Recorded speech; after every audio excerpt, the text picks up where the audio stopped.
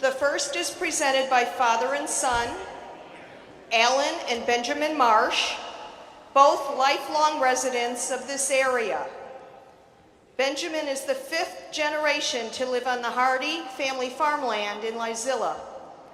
Influenced by his father's love of history and his own, Benjamin can be heard at Hurd Elementary portraying Abraham Lincoln, or at Andersonville dressed as a Union prisoner of war.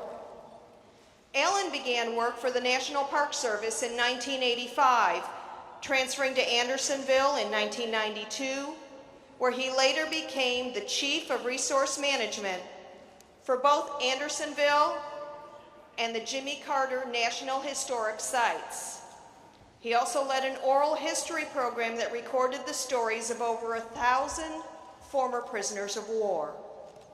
From 2006 to 2009, Alan was employed by the Department of the Air Force, where he served as the wing historian for the 116th Air Control Wing.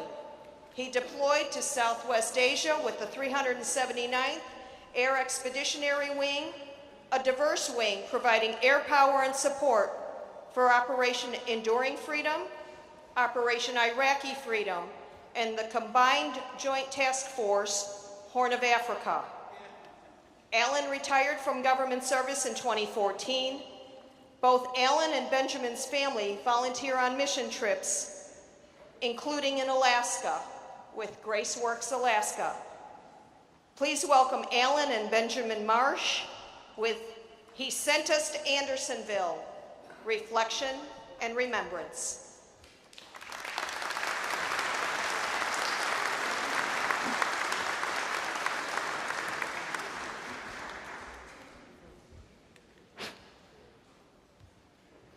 First, I'd just like to say a special thanks to Sally Morgan, my dear friend right here on the front row on the end.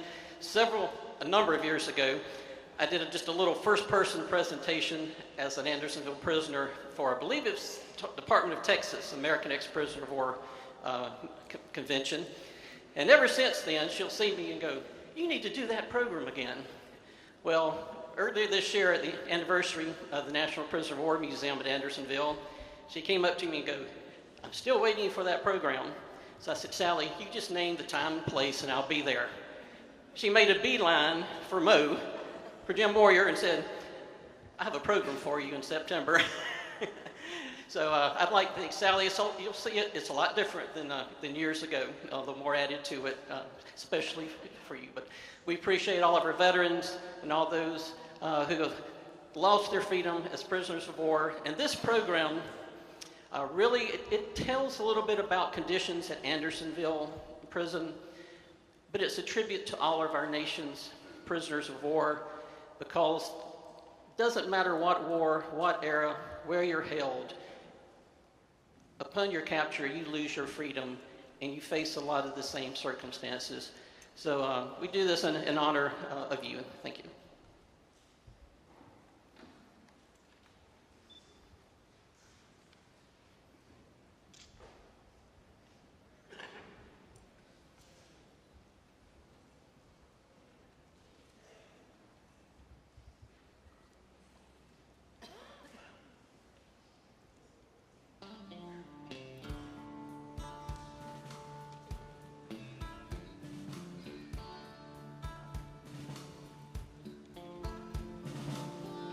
In the spring of '61, I kissed my mother goodbye. I put on a blue uniform and I fought for Lincoln's side, until I got caught by Johnny Reb in the woods near Chapel Hill. And I wish God he'd have killed me then, but he sent me to Andersonville.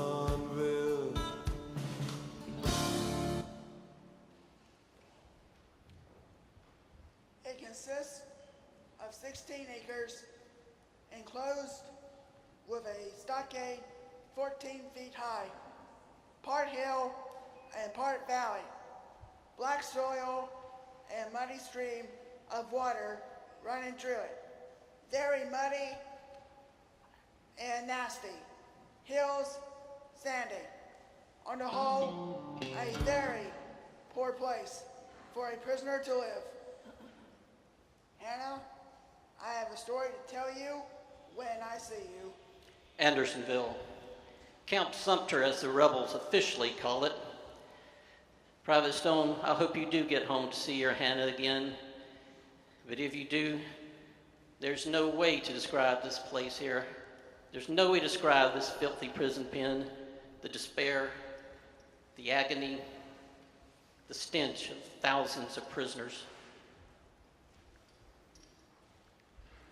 We were grateful to leave Belle Isle earlier this year. I was glad to leave that mosquito-infested island in the James River, but now it's a different story.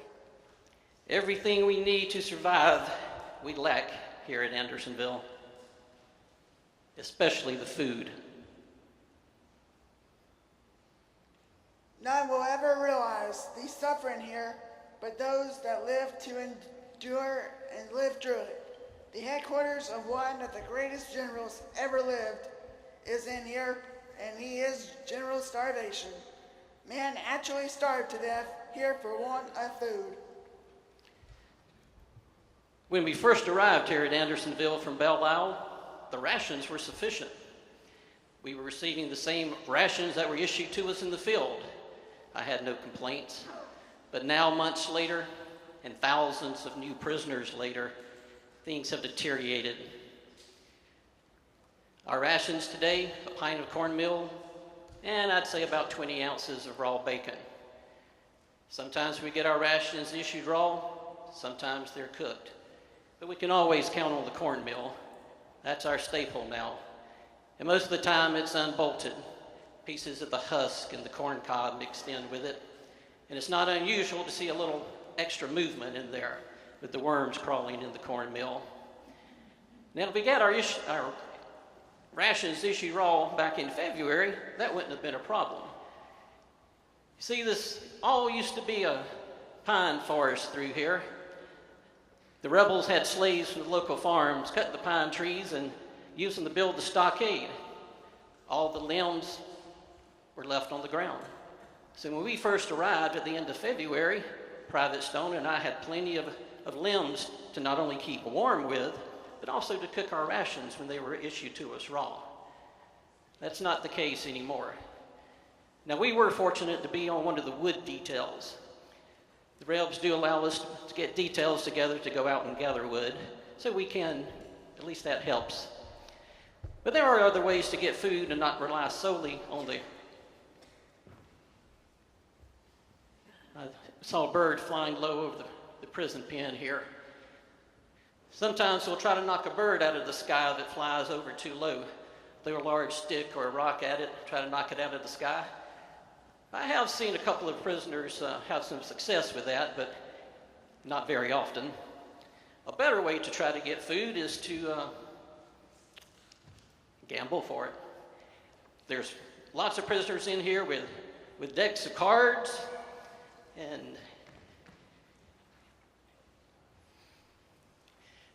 now I'm not very good at cards, so I tend to stay away from trying to wager any of my food for extra rations. It may come down to it, and I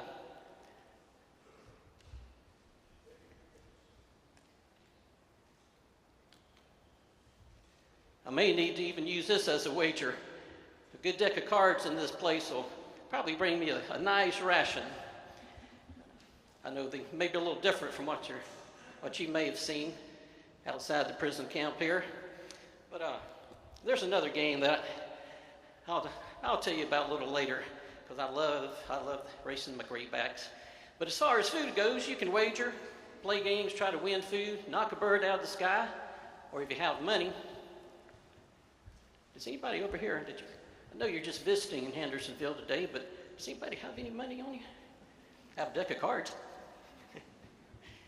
Doesn't look like anybody's going to be trading with me today. But if you do have money, you can go to the Sutler, the small wooden Sutler building just up the hillside from us, and he'll be glad to sell you a pint of black beans. If you have $1, you can buy yourself a pint of black beans. $2, well, that will get you about 4 or 5 small onions. And a chicken egg will cost you 50 cents.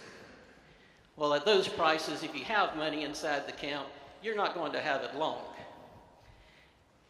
You know, I know there's been prisoners of war in the history of our nation, and I'm sure there'll be those captured in wars to come. I wonder what it would be like for them to try to get food.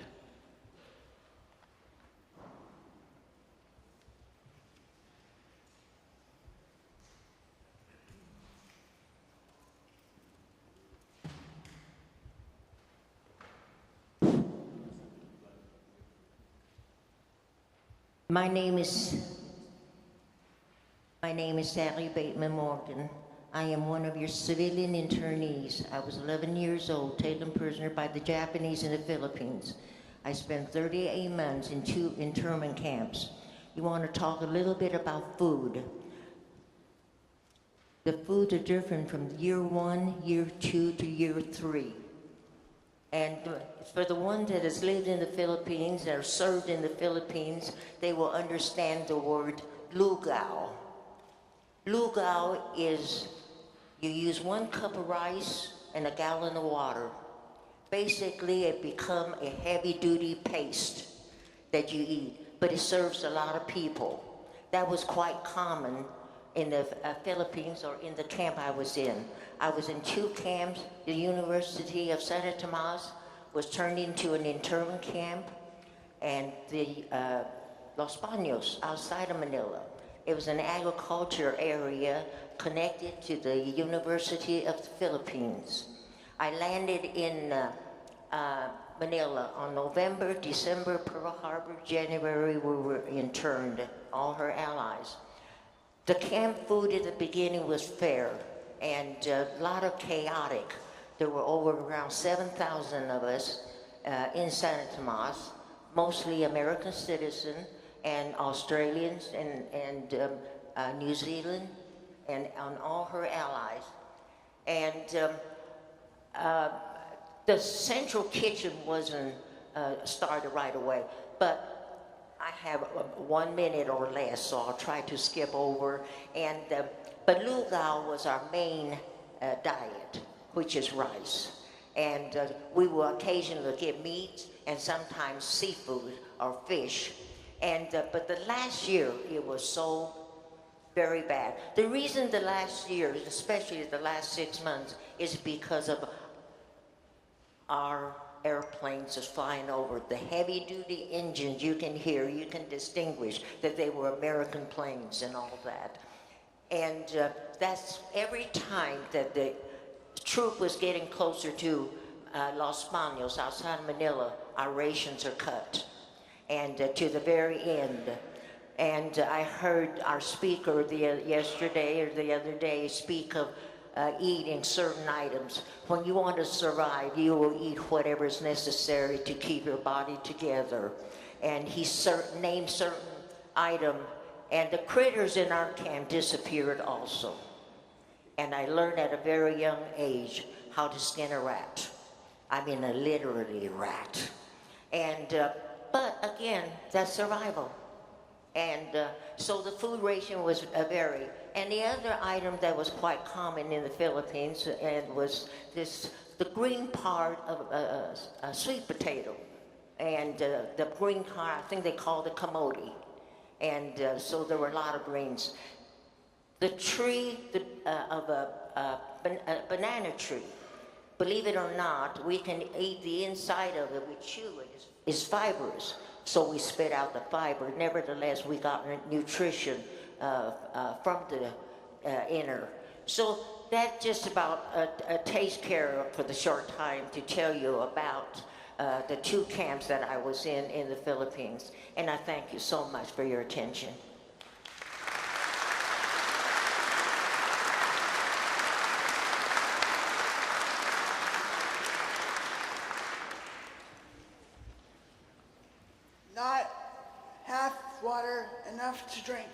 and what we do get isn't fit for a hog.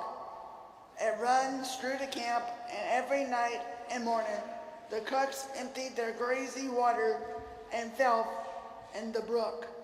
The stench that arises from the water is enough to suffocate any common man. God help us. The Rebs have killed thousands of us without even firing a shot over the last few months, just by putting us in this stockade with one small water supply. Stockade Branch, we call it. It flows toward the camp from the west, heading east toward the Flint River. And before it even gets to our camp, you know where the guards have their camps built, upstream. So all the guards are using that same water for all their purposes: washing, bathing, drinking, relieving themselves. After it passes by the guard camps, it comes by the cookhouse. And you know where the cook staff are washing out all the greasy pots and pans into Stockade Branch. Then it finally enters through the upright wooden post sunk into the stream. Stockade Branch enters and becomes our water supply. We were told that when it first comes into the camp, that's our drinking water. As it flows to the center, that's where we bathe and wash our clothes. And on the far end, just before it flows out the other wall, that's where the sinks are built. So that's where we are supposed to go to relieve ourselves. Honestly, there's so many thousands of prisoners of war here who are suffering from diarrhea and dysentery. They're too weak to walk all the way down the hillsides to Stockade Branch, and they relieve themselves there at their tents or at their shelters. Others just choose not to walk all the way down the hill to the sinks. So every day you can see men outside their shelters and relieving themselves there on the ground. Every time it rains, and it has done a lot of raining this summer. Back in June, it rained about every day. And when it rains, where does all that waste go? Washes down the hill into our bathing water, into our washing water, into our drinking water. It's amazing we haven't had thousands more die already. It's a horrible place to live when it comes to this water supply. I wonder what the water would be like for prisoners of war in the future.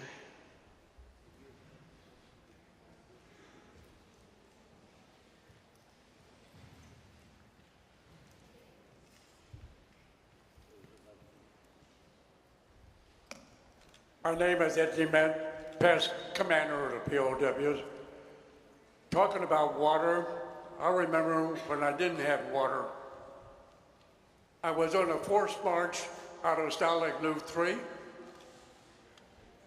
We marched along for 53 miles for 3 days until we were put in boxcars. But by the grace of God, we had 6 inches of snow, and that was our water that kept us going. I'm talking about 10,000 men was on the road. Thank you.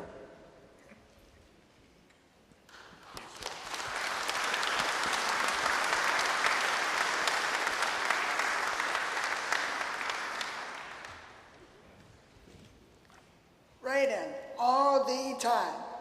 Men dying constantly from the effects of the rain and exposure, having no shelter of any kind. There are many of my fellow prisoners of war here at Andersonville who indeed do not have any shelter. A lot of us were fortunate that when we were captured, we were allowed to keep our shelter halves. So myself and Private Stone, when we arrived, we just buttoned our shelter halves together to make our tent. Now, of course, the joke in the Army is these tents aren't large enough for a large dog, so we sometimes refer to them as dog tents. But we're okay with shelter, a lot better off than many of the other prisoners. There's some prisoners who come through the gates of Andersonville with just the clothes on their back. So you may see 4 sticks coming out of the ground and their shirt or their jacket placed on top. There's a lot of different types of lean-tos that have been constructed. All kinds of shelters, or shebangs as we sometimes call them. And there's a few prisoners who recently have started digging the clay, just digging into the soil and getting the clay, particularly on the north end of the prison. North of Stockade Branch, the ground is clay. The other side is nothing but sand. But they'll dig that clay and they fashion clay bricks. It'll make small adobe shelters. Anything that we can come up with just to get out of this hot Georgia sun and out of the rain. Now, I've heard rumors that the rebels are going to build some structures for us and actually start housing us in some buildings. I haven't seen any evidence of that yet, and I sincerely doubt that will ever happen. But we do the best we can, one day at a time. Wonder what prisoners of war in the future will do when it comes to shelter.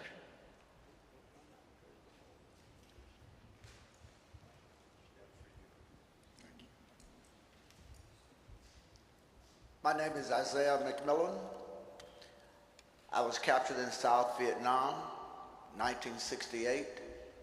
I was released in 1973.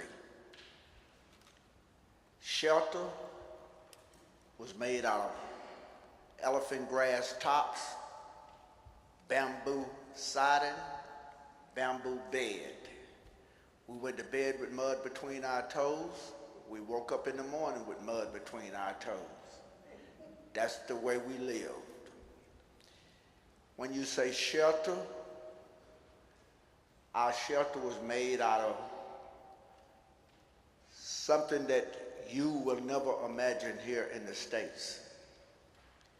But that was shelter. That's the way we live. Thank God I'm home and I'm free again. Thank you.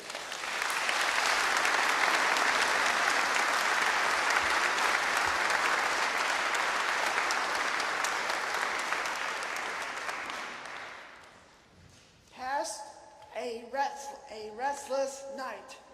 Clothes all wet and disagreeable. In the morning, it's still very disagreeable.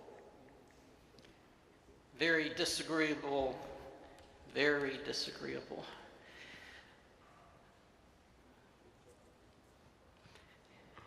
Just kind of like the shelter, Private Stone and I are doing fairly well when it comes to clothing.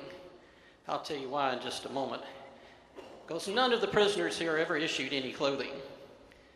As I mentioned, once you walk through the gate, into the north gate of Andersonville and into the interior of the prison pen, what you have on you is what you have. Unless, again, you're willing to maybe wager something of value in a game, try to win some clothing that way. Unfortunately, some of the people here have chosen to steal clothing from other prisoners, but that hasn't been near as bad once we put an end to the raiders here in Andersonville and stopped that group of folks who were stealing clothes and even killing fellow prisoners of war. We knew who they were because they were at Belle Isle. We knew them from Belle Isle, and they were a bad group then. So when they came to Andersonville, we knew what was coming. But now that problem's been solved, and the stealing's not near like it was. But the best way to get clothes, and how we got our clothes, was to get on the burial detail. Every day when the dead are taken up to the cemetery, just up the road, now it's over 100 a day that are being taken there. We are allowed to strip the clothes and bring them back into the prison camp. It's the only way we can get extra clothes. And I know it may sound harsh or cruel, but it's part of our survival. We have no idea how long we're going to be in this camp. And it's the only way that we can get clothes. And we need the clothes not just to wear, but to build our shelters. If your clothes, if you have a jacket with buttons on it, it's very valuable. Because the buttons on our jacket is a very high commodity for the guards. we'll trade buttons, our buttons with the guards to try to get extra rations or something that we want. So I'm keeping my coat under close guard because I still have the buttons on it. And if one of us leaves the shelter, the other one stays with it. Keep an eye on not only my jacket, but all of our belongings.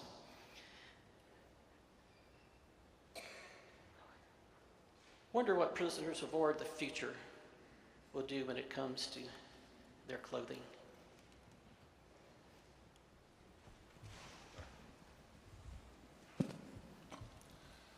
My name is Elliot Sortillo. I was captured in Korea, spent 33 months along with my buddies here. We were totally inequipped, if that's a word, for the weather we were going to face. We only had summer uniforms, which were fatigues, field jackets. We had long johns and sweaters. That was fine. When we made the landing at Incheon, we were in summer clothes. In South Korea, we boarded ships in Busan and made another landing in North Korea. And it was a little chillier up there. I think we had them whipped. And General MacArthur said that we'd be home by Christmas. So my unit, the 7th Division, Infantry Division, we didn't get any winter clothing because MacArthur said we'd be home by Christmas, I think. But he didn't say what Christmas. I didn't get home till Christmas of '53.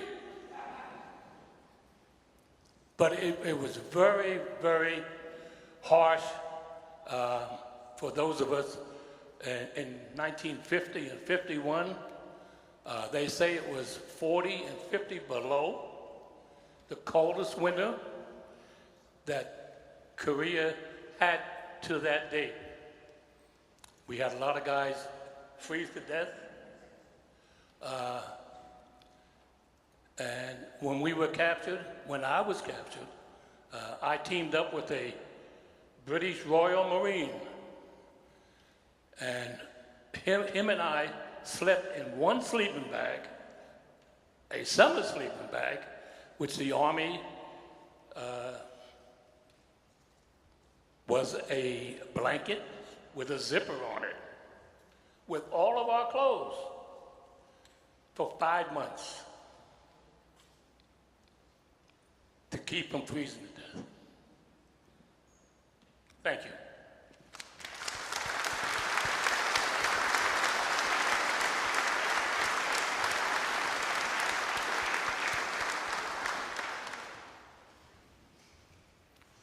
While friends at home are enjoying the pleasures of a warm fireside, I'm enduring the hardships attending the confinement of a prisoner's life. Oh, I but wish I had the wings of a dove. I would fly away from this hell upon earth and soon enjoy the society of friends. Friends, family. I have no idea if my family even knows that I'm here at Andersonville Prison. The Rebs do allow you to write letters. There's a small wooden box inside the stockade, and if you're equipped with something to write with and something to write on, you can send letters home. I've been able to send a couple, but I haven't gotten any reply. Now, of course, I don't put anything in them about the Confederacy. I want to make sure that the guards forward it and get it sent north. I don't know where my letters have gone. I do know that some of the other prisoners of war here have received letters, so some of them are making it out. But I haven't heard from my family yet. You haven't heard from your Hannah yet? Not a day goes by that we do not think of food and family. I wonder if prisoners of war in the future will be able to communicate with their loved ones.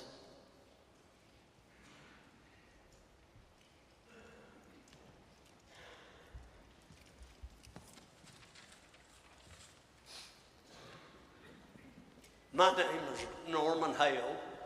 I was captured in Korea, and we were talking about getting mail, but for 2 years, almost 2 years, I was missing in action. My family knew nothing about where I was at. I was engaged to my wife back there, and after the 2 years, they got my name mixed up with some colonel's name, and they found out I was a POW through that. But after they found out that I was a POW, the enemy would not let you get mail if you didn't talk good about them. So I got a couple of letters in the last year that I was there, and I thank God that they found out I was there, because Elliot said a while ago, it got to 40, it got to 50 below zero there. And we don't know what the wind chill off that Yalu River was. We saw men freeze to death, starve to death. Over 1,800 men died the first winter in our camp. We was in Camp 5. It was a terrible time back then. Thank you for listening to me, and we thank you.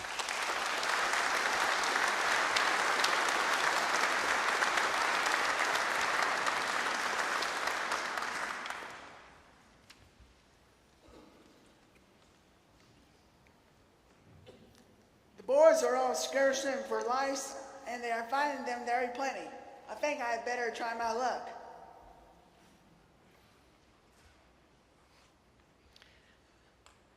Well, there's a lot of ways we pass time here at Andersonville. We walk around.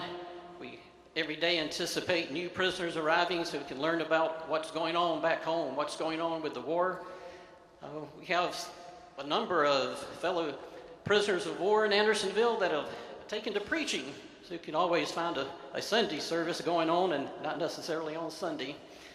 But we walk around, we talk about food, we dream about food, dream about family. There's games, there's card games, and there's my favorite game. This is how I like to pass the time. Racing graybacks. Raise your hand if you've ever raced a grayback. Well, maybe you have and you just didn't realize it. Now, the guards are in gray uniforms, so we thought that'd be a good name for the lice. And that's one thing we do have plenty of here at Andersonville is lice. And what we'll do is take a plate, take one of our tin plates, and heat it over the fire just a little bit, get the bottom warm. Can you hold that for me, sir? And be careful, the bottom's maybe a little hot there. And use of these games, not only do they pass the time, not only are they, well, fun in some of our opinions, but they're very important. They could be the difference between living and dying if on every game you're wagering your rations. So usually 2 or 3 can play. So the two of you and myself, the 3 of us can race graybacks. First, just get yourself a grayback. Oh, there's a good one right there. What? You have to follow the directions. You have your grayback. Now, when I say 2, we're going to set your grayback in the center of the pan, and the first one to crawl over to the rounded edge here wins. 1, 2. And my graybacks, I am known in Andersonville for my graybacks winning. There's just something. I just have the best graybacks around. They just always win, it seems like, except for maybe this time. So we're not going to play that anymore. One stuck there. Okay. But that is one way to pass the time, and something we always have plenty of. You may not have the deck of cards or anything else, but you have some graybacks you can race. I wonder if prisoners of war in the future will race graybacks, or what they'll do to pass their time every day.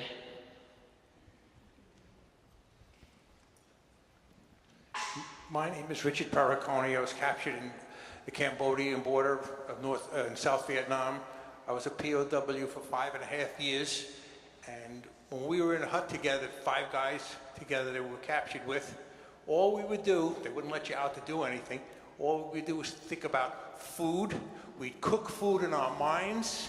We'd talk about our families, our girlfriends, and we always talked about what we would do in the cars we would buy when we got home. And it passed the time.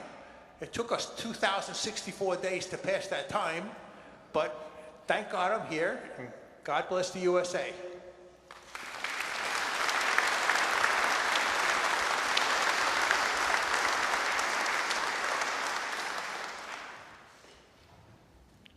It is very hard to sit day after day with nothing to occupy my thoughts but the harrowing question, must we die here? Time can only ease my woe. Must we die here? Will we die here? I've seen so many already be laid to rest in the sandy soil of Georgia. I have no idea how many more are to come. How many will make the final sacrifice before we have our freedom? I know there have been prisoners of war before us, and I'm sure there'll be prisoners of war after Andersonville. But will all of our sacrifices be forgotten? Will anyone back home remember that we've served our country and we gave our all for our country? And for many of us, we lost our freedoms and our lives for our country. It's my prayer that many years after Andersonville, that those who lived here and those who died here will always be remembered, that they will never be forgotten.